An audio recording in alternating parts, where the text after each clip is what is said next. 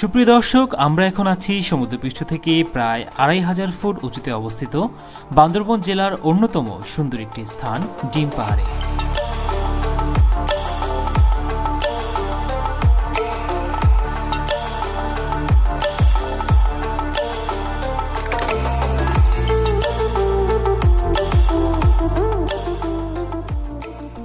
এই পাহাড়চূড়ার আকৃতি দেখতে ডিমের মতো হওয়ায় স্থানীয়দের কাছে এটি ডিম পাহাড় হিসেবে পরিচিত।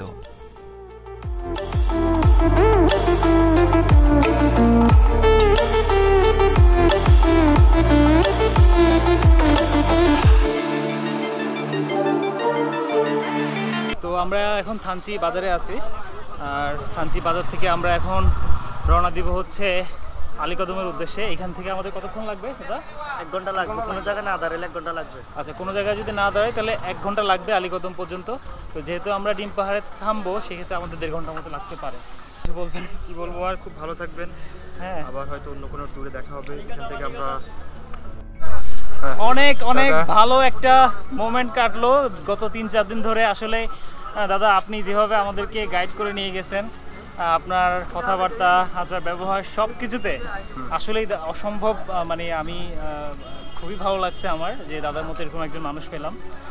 সো ইনশাল্লাহ ভবিষ্যতে আমি আরও যে ট্যুরগুলো দিব বান্দরবানে, ইনশাল্লাহ দাদাকে আমি পাশে চাই। দাদা অবশ্যই থাকবেন তো?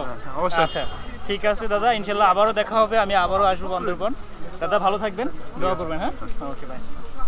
ও ভালো কথা, একটু বলে নেই, দাদার যে নাম্বারটা আমি আমার ভিডিও ডেসক্রিপশনে দিয়ে দিব। যারা আপনারা কি বলে, কোথায় আমিয়াখুম, নাফাখুম বা এই থানচির মধ্যে যেখানেই যেতে চান না কেন, আপনারা তাদের সাথে যোগাযোগ করতে পারেন। ঠিক আছে, সো চলুন আমরা যাই ডিম পাহাড়ে। ডিম পাহাড়ের ভিউটা আপনাদেরকে দেখাই। প্রিয় দর্শক, গত 3-4 দিনের ভ্রমণ অভিজ্ঞতা আমার জীবনের অন্যতম একটি স্মরণীয় অধ্যায় হয়ে থাকবে। বান্দরবানের গহীন অরণ্যে মানুষের সহজ সরল সাদামাটা জীবন আমাকে নতুন করে জীবনকে চিনতে ও বুঝতে শিখিয়েছে। আমাকে শিখিয়েছে আমরা কিভাবে অল্পতেই নিজেদেরকে সুখী রাখতে পারি। পাহাড়িরা আমাকে বুঝিয়েছে কারণে অকারণে যে অপচয় অপব্যয় আমরা করে থাকি, তার আসলে কোনো মানেই হয় না।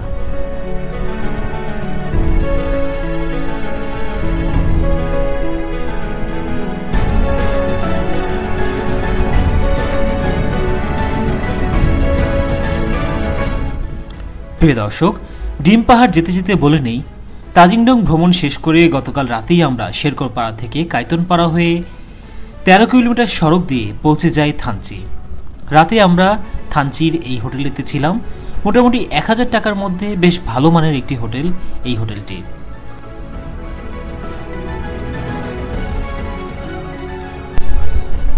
আচ্ছা, আমরা এখন 26 কিলো চেকপোস্ট থেকে এন্ট্রি করে আমরা আবারও আলীকদমের উদ্দেশ্যে রওনা করব। সামনে দেখা যাচ্ছে ডিম পাহাড়, ক্যামেরাতে দেখতে পাচ্ছেন কিনা। থানচি থেকে আলীকদম যাওয়ার রাস্তায় আমাদের 2টা চেকপোস্ট করলো। একটা হচ্ছে 26 কিলো চেকপোস্ট, আর দ্বিতীয় চেকপোস্টটা হচ্ছে টিঙ্কুপাড়া চেকপোস্ট। এই 2টা চেকপোস্টে আপনাদেরকে আপনাদের ন্যাশনাল আইডি কার্ড দেখাতে হবে এবং আপনাদের ফোন নাম্বার দিয়ে এন্ট্রি করে তারপরে আপনাদেরকে আলীকদমের উদ্দেশ্যে যেতে হবে। আমার সামনে দেখতে পাচ্ছেন ডিম পাহাড়। বাংলাদেশের সর্বোচ্চ মোটরেবল রোড হচ্ছে এই ডিম পাহাড়। সো দেখতে থাকুন।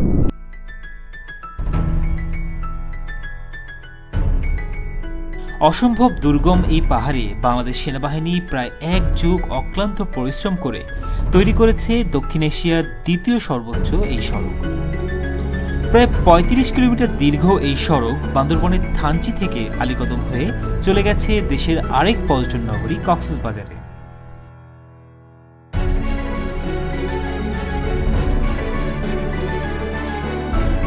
শিক্ষা, স্বাস্থ্য, খাদ্য, বস্ত্র সকল মৌলিক সুবিধা থেকে এই মানুষগুলো এখনো অনেকটা দূরে। তাদের দিকে প্রশাসন এবং আমরা যারা ট্যুরিস্ট আছি সকলেরই তাদের সমস্যাগুলো সমাধানে যতটা সম্ভব এগিয়ে আসা উচিত।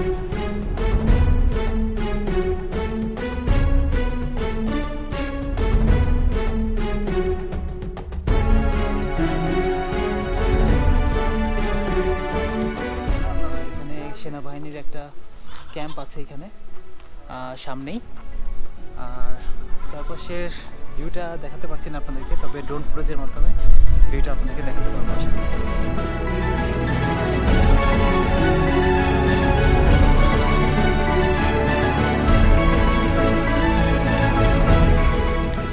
2015 সালের আগস্ট মাসে উদ্বোধনের পর থেকে এই ডিম পাহাড় হয়ে উঠেছে বান্দরবনের অন্যতম একটি আকর্ষণীয় দর্শনীয় স্থান।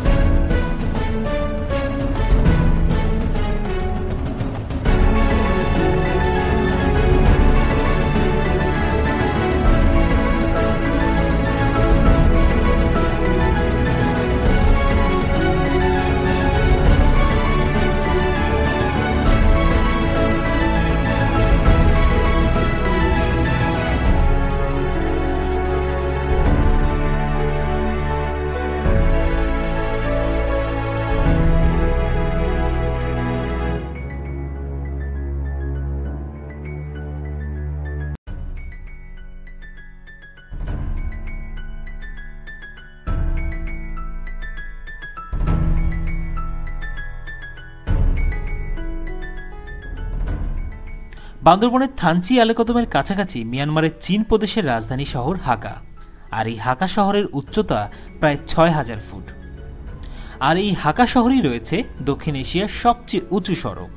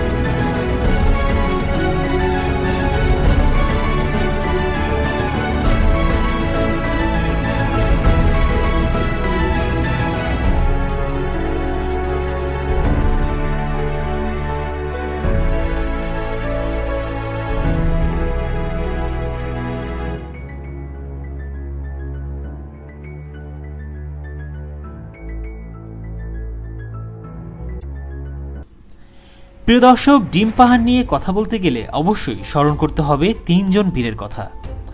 বাংলাদেশ সেনাবাহিনীর ইঞ্জিনিয়ারিং কোরের 3 জন সদস্য মৃত্যুবরণ করেছেন এই থানচি আলীকদম সড়কটি তৈরি করতে গিয়ে। তাদের প্রতি বিনম্র শ্রদ্ধা এবং তাদের আত্মার মাগফিরাত কামনা করছি।